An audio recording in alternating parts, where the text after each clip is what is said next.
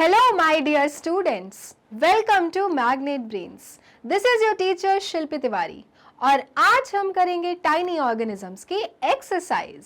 So children, क्या पढ़ा था हमने इस चैप्टर में? हमने पढ़ा था उन टाइनी ऑर्गेनिजम्स के बारे में जो कि रहते हैं हमारे इस शरीर में. हमारा बॉडी जो है चिल्ड्रन वो उनके लिए क्या है? हैबिटेट है.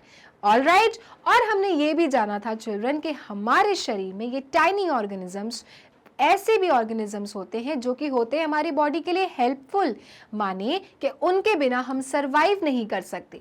कुछ होते हैं जो कि होते हैं हार्मलेस और कुछ होते हैं चिल्ड्रन जिन्हें हम कहते हैं पैथोजेंस, और वही सारे ऑर्गेनिजम्स ऐसे होते हैं children which make us sick. Right. और अब बारी आ गई है उसी चैप्टर की करने की, क्या?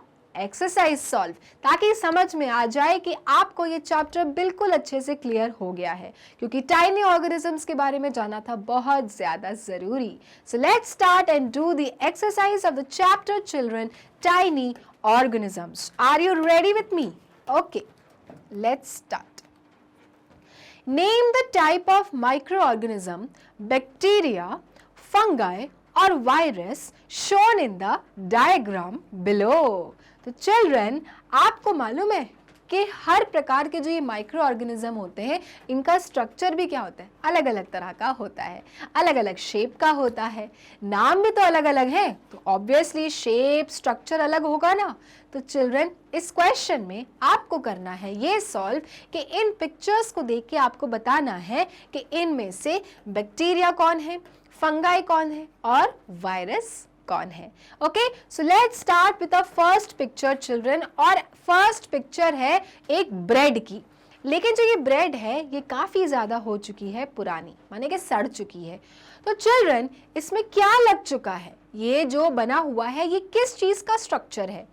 तो चिल्ड्रन, कभी आपने सुना है घर में कि जब ब्रेड सड़ने लगती है या फिर बहुत दिन से कोई चीज़ अगर बेकार हो रही है, रॉटन हो चुकी है, खराब हो चुकी है, तो उस पर क्या लग जाता है?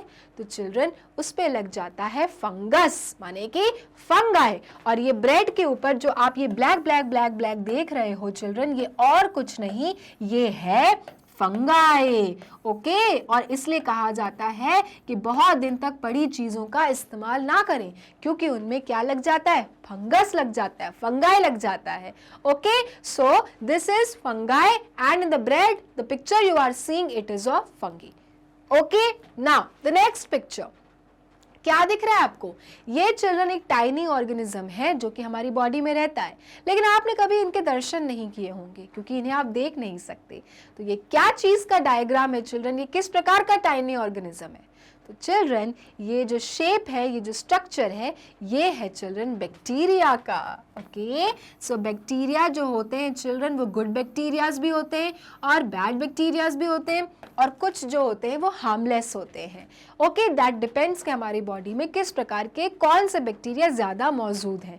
क्योंकि चैप्टर जब पढ़ा था तो हमने जाना था कि there are 39 trillion bacteria present in our body. तो चिल्ड्रन, ये जो बैक्टीरिया है ये तो नहीं मालूम कि गुड है कि बैड है कि हार्मलेस है, बट जो ये शेप है चिल्ड्रन ये डेफिनेटली किसका है? बैक्टीरिया का है. तो नेक्स्ट टाइम कभी भी ये ऐसी इमेज देखें तो हमेशा समझ जाना कि this is bacteria. Okay, next, what is this children? तो चिल्ड्रन, ये जो शेप है, स्ट्रक्चर है, ये है वायरसेस का. ओके, जैसे कि अभी चिल्ड्रन कोरोना वायरस आया था, कोविड-19 वायरस आया था, तो आपने पिक्चर्स देखी होगी उनकी कि किस प्रकार का वायरस हमारी बॉडी को, रेस्पिरेटरी हमारे सिस्टम को अटैक कर रहा है. तो उसका स्ट्रक्चर कुछ ऐसा ही था ना, समथिंग लाइक दिस. एक राउंड था और खूब सारे उसके ऊपर थॉर्न्स लगे थे और फिर राउंड राउंड राउंड राउंड था. So children, even COVID-19 was also a virus. Was नहीं, it is still a virus. So children, जो viruses होते हैं उनका shape structure ऐसा होता है because they multiply very fast. Okay, वो बहुत जल्दी जल्दी multiply होते हैं, बहुत जल्दी जल्दी बढ़ते हैं. तो चिल्ड्रन, पहला हो गया आपका फंगाई का, दूसरा हो गया आपका बैक्टीरिया का, और तीसरा हो गया आपका वायरस का. तो ये सारे इमेजेस हैं चिल्ड्रन, डायग्राम्स है आपके टाइनी ऑर्गेनिजम्स के जो प्रेजेंट रहते हैं हमारी बॉडी में और या फिर आउटसाइड चीजों में. All right, okay, next question, fill in the blanks. अब हम लोग करेंगे fill in the blanks using the help from help box. Help box तो होता ही है हेल्प करने के लिए. Isn't it, my dear friends? Okay, first question. Microorganisms can only be seen through a powerful dash as they are very tiny living things. तो मैं आपको कहते आ रही हूँ चिल्ड्रन कि आपके शरीर में अभी भी कोई टाइनी ऑर्गेनिज्म होगा जो रेंग रहा होगा, आंखों के लैशेस के पास होगा, आपके पेट के अंदर होगा, इन कपड़ों में होगा, लेकिन हम इन्हें देख नहीं सकते क्योंकि चिल्ड्रन इनको देखने के लिए हमें लगती है मदद माइक्रोस्कोप की. Okay, so microorganisms can only be seen through a powerful microscope. Okay, because they are very tiny organism, and that is why we need microscope. Okay, तो हमें माइक्रोस्कोप चाहिए होता है. जो लैब्स होते हैं चिल्ड्रन जहाँ पे ये देखा जाता है कि आपको कौन सी बीमारी हुई, कभी कभी ब्लड टेस्ट होते हैं ना कि ब्लड टेस्ट में हम ये देखते हैं कि कहीं मलेरिया तो नहीं हो गया, कहीं जॉन्डिस तो नहीं हो गया, कहीं डेंगू तो नहीं हो गया.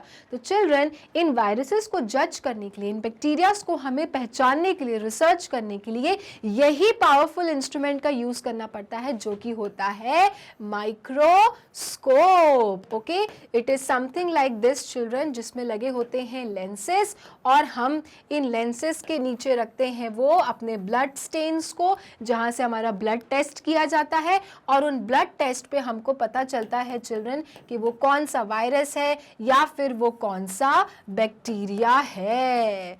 ऑलराइट, तो इस इंस्ट्रूमेंट को चिल्ड्रन हम कहते हैं माइक्रोस्कोप. हम अपनी नेकेड आई से कुछ नहीं देख सकते इन टाइनी ऑर्गेनिजम्स को because they are really very tiny and small. Okay, next. We can find dash all around us in food, comma dash, comma air and in our bodies. तो children, हमें क्या मिल जाते हैं हमेशा around us? हमारे खाने में, dash में, air में, हमारी body में. तो children, we can find microorganisms, isn't it? क्या मिल जाते हैं हमें हर जगह? Micro organisms. वो चाहे हमारा शरीर हो, वो चाहे हमारा खाना हो, वो चाहे एयर हो और वो चाहे ही क्यों ना वाटर हो. वाटर तभी तो कहा जाता है हमेशा क्लीन, प्योर, फिल्टर्ड वाटर पीना चाहिए क्योंकि सबसे ज़्यादा जो माइक्रो ऑर्गेनिज्म होते हैं वो वाटर में मिल जाते हैं. और अगर गंदा पानी पी लिया आपने, अगर उसमें वायरसेस हो गए, बैक्टीरियाज हो गए जो आपकी बॉडी के लिए नहीं है फायदेमंद, तो आप पड़ जाते हो बीमार. Okay, so we can find microorganisms all around us in food, water, air and in our bodies. Next. Dash is a microorganism found out on decaying food. जो खाना सड़ रहा होता है चिल्ड्रन, उसमें हमें कौन से वाले माइक्रो ऑर्गेनिज्म मिलते हैं? सो चिल्ड्रन प्लीज ध्यान रखिए, वो कहलाता है आपका मोल्ड. ओके, मोल्ड या कि फंगाई भी हो सकता है. सो मोल्ड जो होता है, अब मैं आपको इसका एग्जांपल देती हूँ. कभी आपने वो चीज़ देखी है ऐसी कि कुछ पड़ी हुई हो और वो ऊपर से ऐसे हरी हरी होने लगती है, ग्रेइश होने लगती है, ग्रीन ग्रीन होने लगती है ना? चाहे ब्रेड हो या फिर अगर आप आलू ही काट के रख दें अगर और 4 दिन के बाद वही आलू को देखेंगे तो आपको उसके ऊपर हल्का हल्का ग्रीनिश या ब्लैकिश सा कुछ दिखने लगेगा. तो चिल्ड्रन वही वो चीज़ है माइक्रो ऑर्गेनिज्म जिसका नाम है मोल्ड. मोल्ड एक ऐसा माइक्रो ऑर्गेनिज्म है चिल्ड्रन जो कि हमें मिलता है डिकेइंग फूड में. वो खाना जो धीरे धीरे क्या हो रहा है, स्पॉइल हो रहा है, सड़ रहा है, उसमें हमको ये माइक्रो ऑर्गेनिज्म मिलते हैं जिसे हम कहते हैं मोल्ड. ग्रीन कलर का आपको बहुत बार दिख जाएगा अगर आप ध्यान से देखें तो. अदरवाइज अगर आपको घर में ये प्रैक्टिस करके देखना है कि ये क्या चीज़ है तो आलू काट के छोड़ दीजिए और आफ्टर 3-4 डेज जाके देखिए आपको उसमें मोल्ड दिखने लगेगा. Okay, so mould is a micro organism found on decaying food and that is why we should never eat such decaying food. Okay, next. Dash are microorganisms which can cause the common cold. हमें जो सर्दी खांसी हो जाती है ना, common cold हो जाती है कभी कभार, ये कौन से माइक्रो ऑर्गेनिज्म है children? So children these are viruses. Okay, viruses. Viruses are micro organisms which can cause the common cold. होता है ना, आपको वायरल हो गया है, तो ये सब क्या है, ये सब वायरस है चिल्ड्रन। जो सर्दी खांसी हमें होती है ये हमें होती है वायरसेस के कारण। So viruses are micro organisms which can cause the common cold.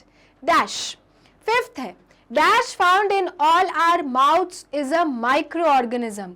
हमारे मुंह के अंदर, दांतों में, टंग में कौन सा माइक्रो ऑर्गेनिज्म मिलता है?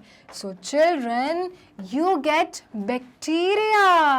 Okay, bacteria is found in all our mouth and it is a microorganism। कभी देखा है कैविटी हो रही है, दांतों में दर्द हो रहा है, so this is all happens because of bacterial infection children। और फिर हम एंटीबायोटिक खाते हैं बैक्टीरियल इन्फेक्शन को हटाने के लिए। तो हमारे माउथ में जो माइक्रो ऑर्गेनिज्म मिलता है चिल्ड्रन वो होते हैं बैक्टीरिया। और अगर आपको इन बैक्टीरिया से बचना है मुंह के, दांतों के, तो आपको क्या करना पड़ता है? क्लीनलीनेस मेंटेन करना पड़ता है। Brush your teeth, clean your tongue, keep doing what? To keep your mouth clean, keep using the water, keep drinking water, है ना? इस तरह से चिल्ड्रन आप अपने मुंह की स्वच्छता को मेंटेन करते हैं और बैक्टीरिया को नहीं पनपने देते हैं, right? So bacteria found in all our mouths is a micro organism. Next, bacteria can be very useful in making dash and beer in the form of dash। So children, bacteria क्या चीज में useful है, क्या बनाने में? So children, it is useful in making bread, okay, bread and beer in the form of yeast।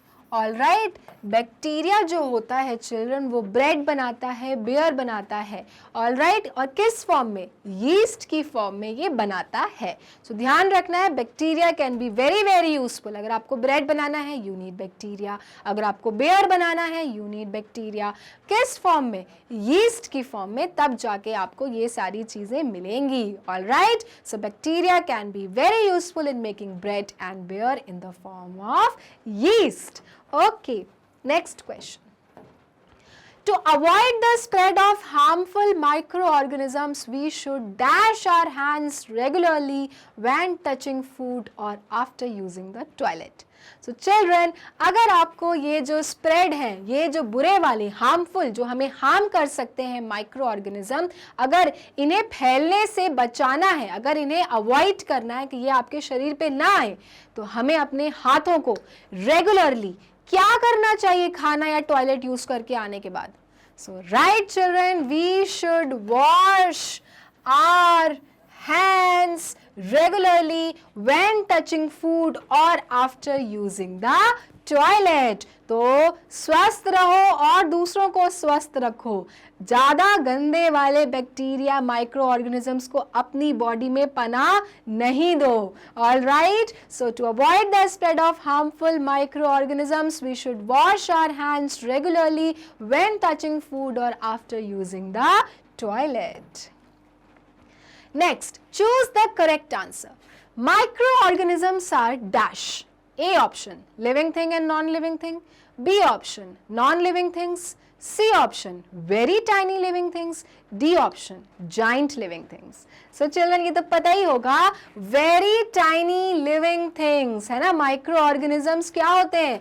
They are very tiny living things, तभी तो हम अपनी आंखों से नहीं देख पाते और हमें चाहिए होता है माइक्रोस्कोप, isn't it? तो माइक्रो ऑर्गेनिजम्स होते हैं बहुत ही वो छोटे टाइनी लिविंग थिंग्स, जिंदा होते हैं बट बहुत छोटे होते हैं। So option C. Next question, microorganisms can only be seen with, so definitely children, no microphone, no telephone, no stethoscope। Doctors use करते हैं stethoscope। So yes, it is option C, that is microscope। अगर आपको माइक्रोबियम्स को देखना है तो क्या use करना पड़ेगा? माइक्रोस्कोप का इस्तेमाल करना पड़ेगा, तभी आपको ये छोटे छोटे माइक्रो ऑर्गेनिजम्स दिखेंगे। So option C, microscope. Okay, Next question. Microorganism is a living thing because it can A. feed and think, B. grow and sleep, C. talk and move, बात करके चलते हैं, या फिर D. grow, breathe and move. So children, microorganism को living thing क्यों कहते हैं? क्योंकि एक तो वो grow करते हैं, दूसरा चिल्ड्रन वो ब्रीथ करते हैं, तभी तो लिविंग थिंग्स हैं, और तीसरा चिल्ड्रन दे मूव, वो जहां भी रहते हैं वो मूव करते हैं, वो चाहे बॉडी हो, फूड हो, वाटर हो या एयर हो, and that is why it is option D, grow, breathe and move. Grow, breathe and move. Option D, isn't it? Okay, next question. Amoeba, Daphnia and Paramecium are examples of dash. So children, ये जो amoeba है, डैफनिया है, paramecium है, ये किसके examples हैं? A option microorganisms, B option insects, C options moulds या D options plants. So children, जो ये अमीबा है, डैफनिया है, पेरीमीशियम है, ये सारे एग्जाम्पल्स हैं चिल्ड्रन आपके माइक्रो ऑर्गेनिजम्स के. Okay, that they are so tiny that you can not see them. So option A, microorganisms. Alright,